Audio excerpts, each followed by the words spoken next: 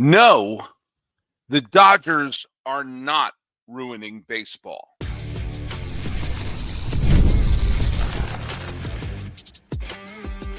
You are Locked On MLB, your daily MLB podcast. Part of the Locked On Podcast Network, your team every day.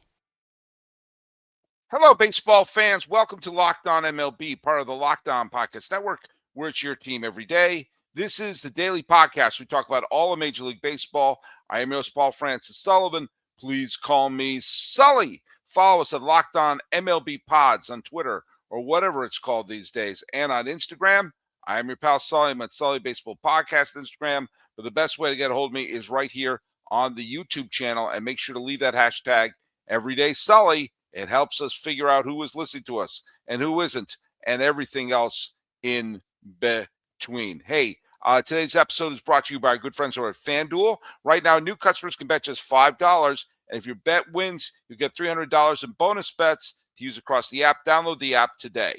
And let's go over the trivia question, shall we? Trivia question. A bunch of people threw in answers for this one. I knew this would get a bunch of wrong ones. What two Toronto pitchers were credited with 2 victories each in the 1992 World Series? Let's see what some of the people said. I got by the way, a lot of Canadian listeners listened to my last show that I dropped and were very, very kind.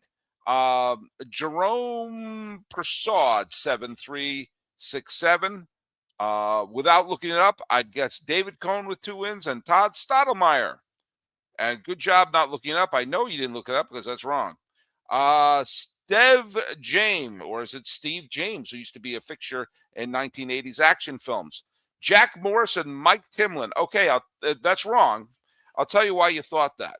Jack Morris pitched Game 1 of the World Series and Game 5 of the World Series. Ironically, Jack Morris lost both of his starts after just dominating the previous 2 World Series he pitched in 84 with the Tigers and the previous year, 91 with the Twins. And Mike Timlin was the really, and did I mention really unlikely pitcher to clinch the World Series. He came out of the bullpen in extra innings in Game 6 and got the save. But he did not get the win for that. No, because, and let's bring him on here, Matthew Sukram, 4922, got it right. It was Dwayne Ward and Jimmy Key. Dwayne Ward came out of the bullpen. He won Game 2, which was the Ed Sprague home run game. And then it was Game 3, which was a walk-off victory where Robbie Alomar did the tomahawk chop while coming. I think it was a sac fly by Candy Maldonado. I'm doing some of this off of memory. Dwayne Ward got wins out of the bullpen for that. Then Jimmy Key, who, by the way, I talk about how great a pitcher Dave Stieb was, who I believe belongs in the Hall of Fame. Jimmy Key, I'm not sure he's a Hall of Famer, but oh my God, what an unbelievably great career he had with mainly Toronto, but also with the Yankees and also a little bit with Baltimore at the end of his career. Really underappreciated pitcher. He won Game 4 as a starter.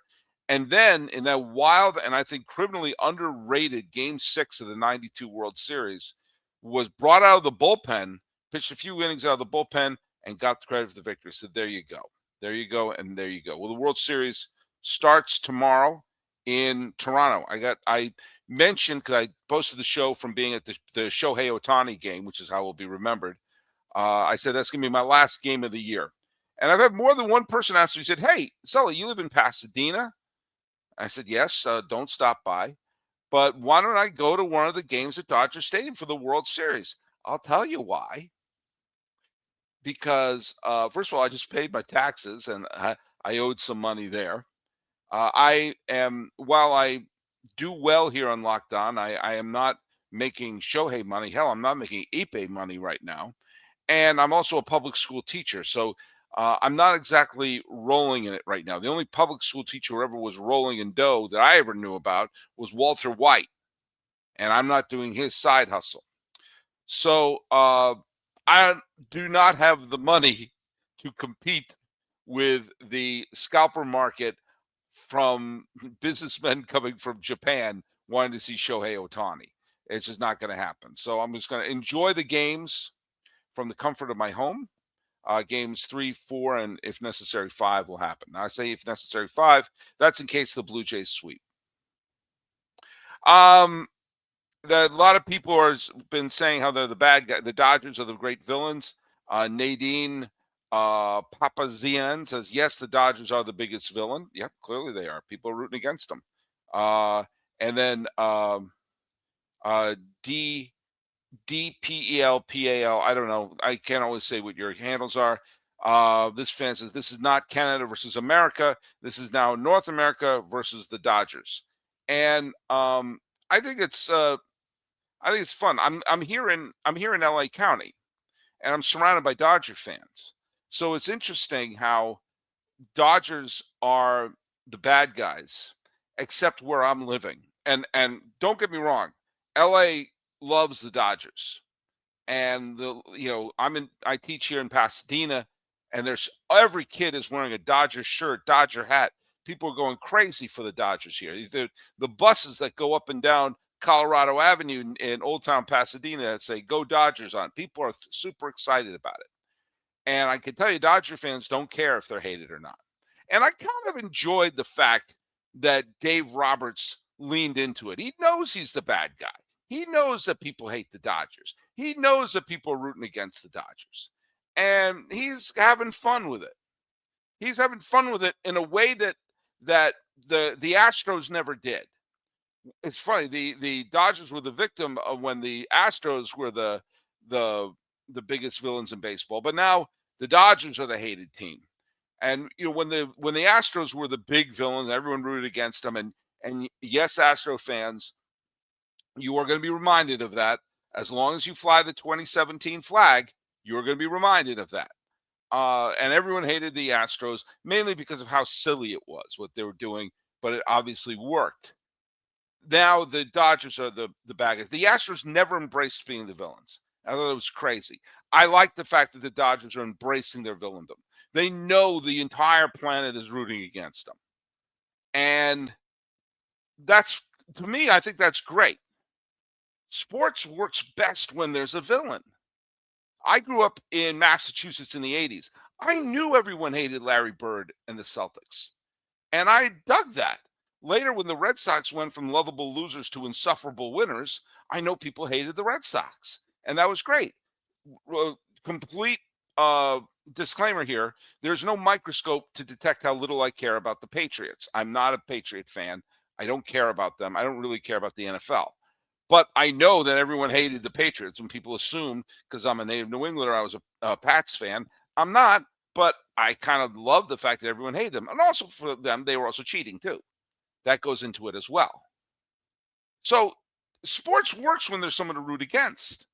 That's half of sports fandom. It's not just I want my team to win. It's I want another team to lose. Ask Stacy Gotsulias over at Locked On Yankees when the Yankees have a bad postseason, which has been all but one since 2000. I can't count 2001 as a bad postseason, but you know what I mean. And the hate listening that she gets, not about Stacy. Stacy's great. But the people wanting to hear Yankee fans talk about, oh, I hate that they lost and everything like that. There's hate listening to that. People hate listened and cheered when the Giants beat the Patriots in the Super Bowl the year that they knew they were cheating like crazy. People were cheering like crazy when an upstart Nationals team beat the Houston Astros in 2019. You need a bad guy. The best James Bond films are the ones with the best villains. That's why the original RoboCop is so great, because all the villains are great. That's why the biggest difference between the Marvel films and the DC films is the villain. You had Thanos over here, and you had something over here. That's why Batman is so great. Batman is cool, but he has the best villains. The Joker, Catwoman, Penguin. You can make whole shows about all of his villains, just focusing on the villains. You need a bad guy.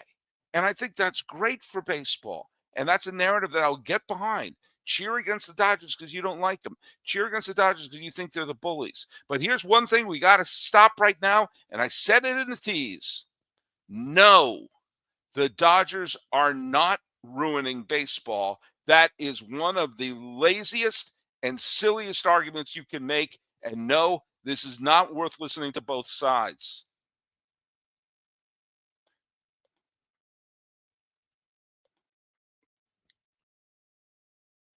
Let's hear it from our friends over at FanDuel. The NFL season is here, and FanDuel has an offer you don't want to miss. Right now, new customers can bet just $5 to get $300 back in bonus bets if you win. That's right. Pick a bet, put down $5. If it hits, boom, you've unlocked $300 in bonus bets to use across the app. Now, no matter how you do your bets, whether you build parlays, you do the player props, or if you follow the live lines during the game, FanDuel has you covered. It makes watching football even more exciting. We've got a little something riding on the action. Whether you're a casual fan like I am or love diving into the stats, FanDuel makes the game day experience so much better. So what are you waiting for?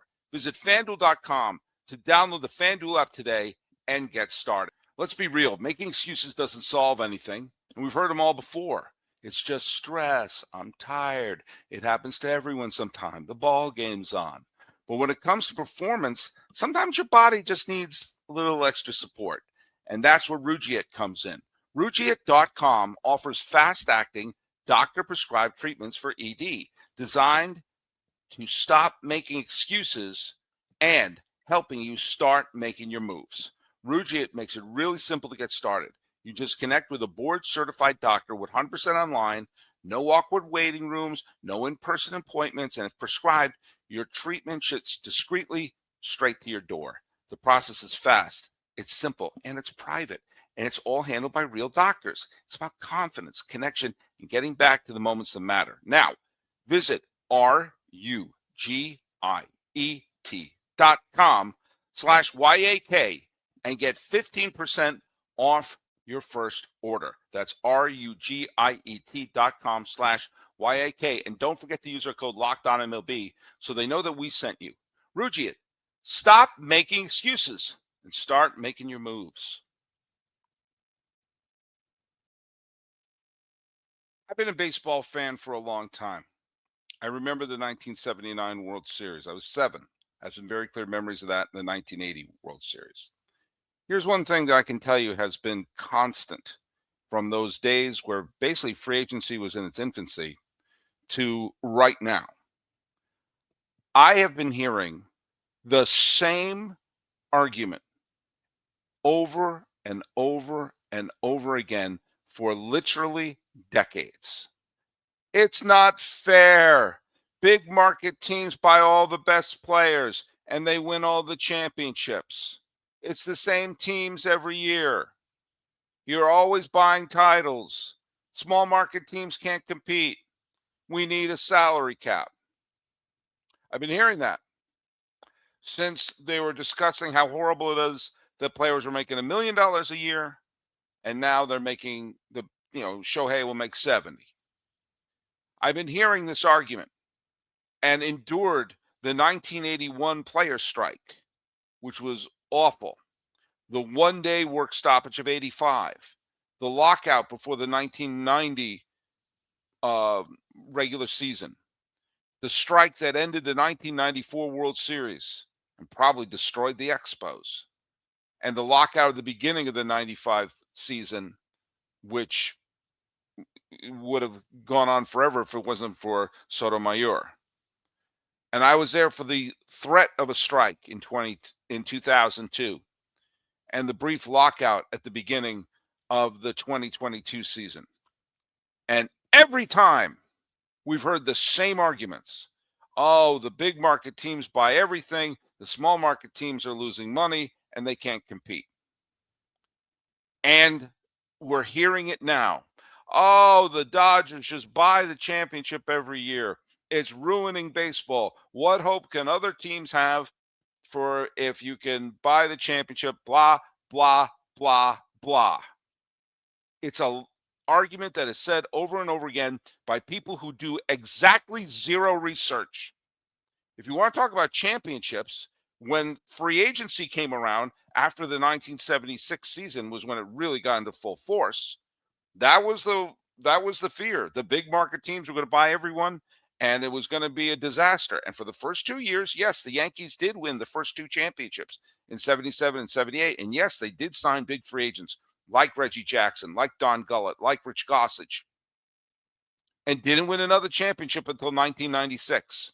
In fact, between 1978 and 1987, a different team won the World Series every year. Every year. There weren't even back-to-back pennant winners in that stretch. Pirates, Orioles. You had Yankees, Dodgers, Pirates, Orioles, Phillies, Royals, Dodgers, Yankees. Okay, they came, but the Dodgers won. Cardinals, Brewers, Orioles, Phillies, Tigers, Padres, Royals, Cardinals, Mets, Red Sox, Twins, Cardinals. Oh, I guess that's the big market Cardinals buying a lot right there. It wasn't until the Dodgers and the A's faced off in 88 that you had another team, but then going right into the next year, Giants, A's, and Reds, A's, Blue Jays, Braves. I mean, Twins, Braves. I mean, over and over, you see different teams winning. And when the strike hit in 94, that was the thing that kept saying the small market teams can't compete. Yet you saw the Pirates rattle off titles, division titles. You saw the Twins win a World Series. You saw the A's put together a dynasty. And in 1992, 3 of the worst teams in baseball were the Yankees, Dodgers, Mets, and oh yeah, the Red Sox stunk too. And now the Dodgers could win the World Series again. It's a distinct possibility. And that means you'll have back-to-back World Series champions for the first time since 2000. Since the year 2000, you've had teams winning back-to-back in almost every league. And yet baseball doesn't pull it off. Since 2005, we've had 20 different teams in the World Series. We've had teams that are some of the worst teams in baseball now be pennant winners just a couple, or division winners just a few years ago. The A's won the division in 2020. The White Sox won the division in 2021. The Rockies were a playoff team as recently as 2018. The villain is not the Dodgers. The villain in terms of rooting could be the Dodgers, but they are not ruining baseball. And the idea that baseball is even thinking of a work stoppage is insane. And I brought this up back at the time of the All-Star break this year, and I'll bring it up again now. And please listen to me this time. What's going on in baseball in terms of the payroll disparity and this, that, and the other thing is not players versus owners. The players have, first of all, I've never trusted the owners. Never. If you look in history, there's reason not to. They've been found guilty of collusion. This is not a conspiracy theory. They were found guilty of collusion in the 80s, that they were not going to sign big free agents and therefore artificially lower salaries. That's a no-no. They were found guilty of that and were basically forced to start signing players, kind of like how Fisher was forced to sign some players. Otherwise, he wouldn't get revenue sharing. Put a bookmark there for a second. Sorry, I didn't mean to hit my microphone. You saw that the players have given in the last work stoppage at the beginning of the 2022 season. There is revenue sharing that wasn't there before. There was luxury taxes that weren't there before. That was actually put on before 2022, but it was solidified there. There is a sense of the big market teams are contributing money to the smaller market teams. It's already there. And all the teams have seemed to agreed to stand by that and not be overly gluttonous, except 2, the Dodgers and the Mets. And they are 1 and 2 in salary because they have ownership that have said, we don't care. We'll pay whatever luxury tax we want, but we're going to put this product on the field and we don't care what you think. And for the Dodgers, this was in response to the ownership, the McCourt ownership that drove the Dodgers into the ground about a decade and a half ago, where the Dodgers stunk. They couldn't get in the playoffs.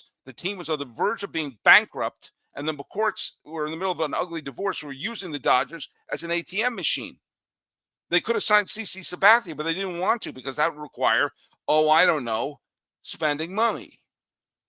Meanwhile, the Metropolitans are also going on a spending spree to make up for past sins, i.e. being swindled by Bernie Madoff. So yeah, you have two wealthy franchises who are repenting for past sins and trying to win for their fan base. Now, it's worked a lot better for the Dodgers than for the Mets. The Mets have been spending money like Richard Pryor and Brewster's Millions. It's brought a lot of penance recently, haven't it? So, but the problem isn't that there are two teams who have said, we don't care. We'll pay it. There you go. We'll make it rain. We'll make it work. The problem is the other 28 teams who basically have set up a system where they can allow those two teams to run crazy. The problem are the bottom dwellers. Anyone who accepts the money from revenue sharing and does not put it on the field. There are two teams that are ignoring it all and trying to win it all. One of them couldn't make the playoffs, by the way. And by the way, the narrative about the Dodgers has sure changed, because I thought last year going into the World Series, wasn't the narrative the Dodgers spend all that money, but they can't win the World Series except the COVID year? And less than 12 months later, it's flipped to they buy it every year, which is factually untrue. There have been more times in the last 15 years where you saw a team that was that had in the payroll lower than like the 15th or 10th or 11th highest payroll than there has been the highest payroll winning the World Series. You can look it up. And right now, you're starting to see Tarek Skubal may not sign a long-term deal with the Detroit Tigers. Oh, what if he signed with the Mets or the Dodgers? That's horrible for baseball. But wait a minute. Just wait a second. The Tigers and the Ilitch family, who run the Tigers, according to Forbes, their net worth, they're one of the top 5 wealthiest owners in all of baseball. So why can't they afford to sign Tarek Skubal? Seriously, why didn't they sign him to a long-term deal? You've seen some smaller market teams get around some of this and sign some of their players to long-term contracts relatively early, like Jackson Chourio with Milwaukee Brewers. So you're saying it's not always just because about the big money that's being spent. But the problem isn't the Mets and the Dodgers spending. It's a team like Cleveland, who, if they were just in the mediocre range of payroll, would have a pennant winner. The problem is a team like Detroit, who is one of the wealthiest, owned by one of the wealthiest families of all the MLB owners, not spending the money to keep Tarek Skubal. And teams like Pittsburgh, who have a ace, one of the 5 or 6 legit aces in baseball, has landed in Pittsburgh. Like Moses has drifted down the 3 rivers and has landed right there. And they can't put a mediocre team around him. After 2 years, but third year, there's no excuse. Start spending some money. And you don't have to outspend the Dodgers or the Mets. You don't. Not to win the NL Central and with the expanded playoffs, which, by the way, the Mets couldn't even get into. You spend enough to be one of the 3 wildcard teams and roll the dice. The salary cap is not the issue. The salary floor, I think, is a start. There should be an entry fee. There should be an entry fee to run a team. If you're Miami and you have a young, hungry team that made the playoffs in 2023, and then you start disassembling in 2024, I'm sorry, you're not a serious organization, and you're worse, infinitely worse for baseball than the Los Angeles Dodgers or the New York Mets. I made this analogy before, and I'll make it again, and I say it again on the Squad Show, which is being dropped tomorrow. The horrible Eaton Canyon fire hit our school district in Pasadena, burning down 2 of the schools in our district. We got relief funds based on the damage of the fire, and each classroom got $500 to spend on things in the classroom. But guess what? We had to account for every penny we spent. We had to spend all $500, and we had to show where the $500 was going for the receipts. And I bought like a wagon that we use for supplies in our classroom. We bought art supplies, writing supplies, notebooks, all sorts of things that we need in my classroom. But I had to itemize it to show we spent all $500 and all $500 went to the class. If you accept money from revenue sharing, you need, and did I mention need, to show that you are spending money on the product on the field. It could be re-signing your players. It could be international free agents. It could be signing other free agents or whatnot, or contract extensions or whatnot. But you, or putting in the scouting department, doing something to show that you are improving the product on the field. Otherwise, you give it back. That's what was won for when the owners got very rare victories in the labor strife. That's the problem, not the one putting the product on the field. You might think it's unfair. There's always been teams that have had more money, and they very rarely have won it all. Don't go for the lazy narrative. Don't go for the, they spent all this money and everything. I've been hearing that since 1979. And the only thing that are going against it are reality and logic. It is doing the heavy lifting and the water carrying for the owners, which has never been a good thing. The problem is not the Dodgers in terms of ruining baseball. They're great villains.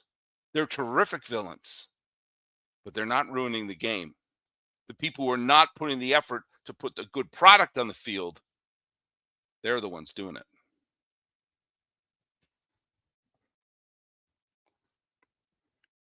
This episode is brought to you by PrizePicks. Every day we make decisions, but on PrizePicks, being right can actually get you paid. Don't miss the excitement of this football season with PrizePicks, where it's good to be right. Playing PrizePicks is such a fun and simple way to add more excitement to football. You just pick more or less on player projections like Josh Allen's passing yards or Saquon Barkley rushing for a touchdown. You're in the game. It's quick. You can make a lineup in under a minute. And PrizePicks just added stacks. So if you want to ride with a player, you can select pass yards, rush yards, and touchdown all in one lineup. And it's fun to follow other players in the app and copy their lineups with just one click. And the new injury reboot feature, if your player leaves early and doesn't return, it won't count against you. Download the PrizePicks app today and use code LOCKEDONMLB to get $50 in lineups after you play your first $5 lineup. That's code LOCKEDONMLB for $50 in lineups after your first $5 lineup. PrizePicks, it's good to be right. All right, a couple quick pieces of news. The Angels, I thought they were going to bring in Albert Pujols, mainly because Albert Pujols is still on the payroll to be the new manager, but they brought in Kurt Suzuki instead. Kurt Suzuki, who was in the Angels organization, former catcher, was part of the Nationals team that won the World Series in 2019. He's never been a coach. He's never been a manager, but he is a well-respected catcher with a World Series pedigree. I still think it's bizarre that you hire someone to manage the big league club who's never had managing or coaching experience, but it's the Angels. They do strange things, and there you go. But the Giants said, hey, hold my beer cup. They hired Tony Vitello as their new manager. I don't understand this one. He was the head coach at University of Tennessee, well-respected college baseball coach. And there you go.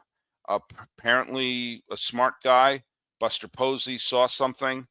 I don't understand. I don't understand why one of Bruce Bochy's lieutenants didn't get hired, or a lot of other, qualified coaches, major league coaches.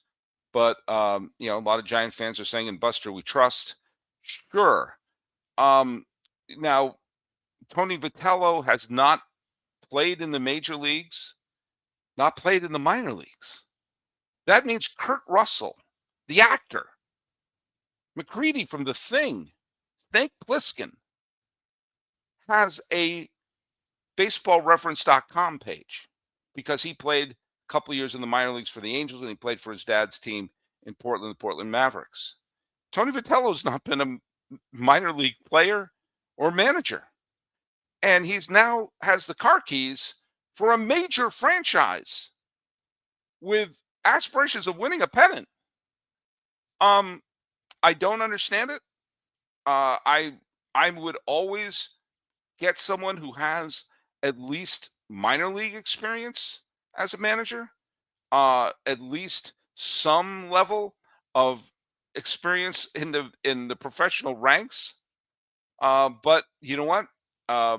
We'll see. Watch him be a great manager. There have been times I've always wanted to have someone who has been a minor league manager and been in their system and or been a major league coach if you're going to get a brand new one. Or my deal is get someone who has already managed and maybe had a falling out, but you want someone who's like, okay, I know what to do and what not to do. Like a Rocco Baldelli, who was a manager of the year a couple of years ago. Brandon Hyde was a manager of the year a couple of years ago, are currently available, and say, okay, I know what to do, what not to do. But we'll see. I know this is a totally baffling decision, but there we go. But what isn't a baffling decision is I'm going to watch the World Series. I do think the Blue Jays are going to put up a great fight. I do think LA is going to win it. But watch the squad show, which I'm taking part in tomorrow.